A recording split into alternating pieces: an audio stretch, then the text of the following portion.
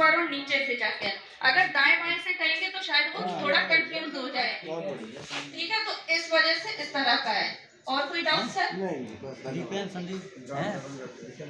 Bundle का bundle की जो पद्धति है, बंडल बना करके बच्चों को हम अक्सर कर शुरू से सिखाते आ रहे हैं बच्चों को इस तरह से, जिसमें हम 10-10 के बंडल बना करके और उनको बताएंगे कि ये 10 का बंडल और खुली तीलियों में से 2 तीलियां लेंगे, जिसमें प्रश्न बनता है। बंडल बच्चों को हम लोग बंडल बनाना सिखाएंगे कि बंडल कैसे बनता है इस तरह से। तो जो भी हम लोग को सुटेबल लगे हम लोग वो ले लेंगे, जिससे बच्चा समझ जाए। तो माचिस की डिबिया सभी स्कूलों में होती है क्योंकि MDM बनता है।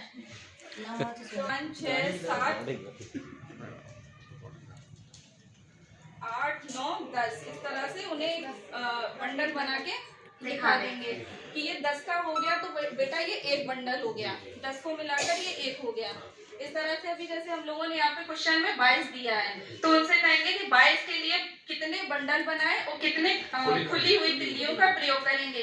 तो बच्चा ऐसे 2 बंडल बनाएगा और उसमें 20 हो जाएंगे, खुली हुई वो 2 तिल्लियां दिखा के बता देगा। तो ये बंडल वाला मेथड हो गया। अब इससे 2 चीजें आपकी हो रही हैं।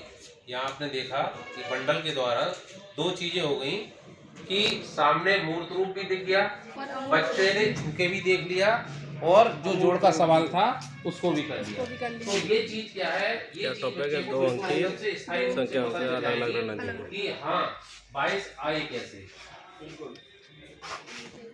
में सबसे पहले अध्यापक क्लास में रस्सी की सहायता से एक संख्या रेखा बनाएगा, उसमें सारे अंक लिखेगा और फिर एक बच्चे को बुला के संख्या रेखा में 13वें अंक पे खड़ा करेगा और फिर उससे कहेगा कि आप 4 कदम आगे चलिए, प्लस में चलिए। तो फिर उससे फिर बोलेगा कि आप किस स्थान पे, किस अंक के स्थान पे पहुंचे, तो बच्चा बताएगा कि हम 17वें स्थान पे पहुंचे। ऐसे ही फिर वो कहेगा कि अब आप 12वें स्थान पे खड़े हुए, फिर वो कहेगा एक एक कदम करके आप 3 कदम आगे चलिए, फिर वो बताएगा कि आप किस स्थान पे पहुंचे, फिर वो बताएगा कि हम 15वें स्थान पे पहुंचे। इस तरीके से हम बच्चे को जोड़ सिखाएंगे। और दूसरा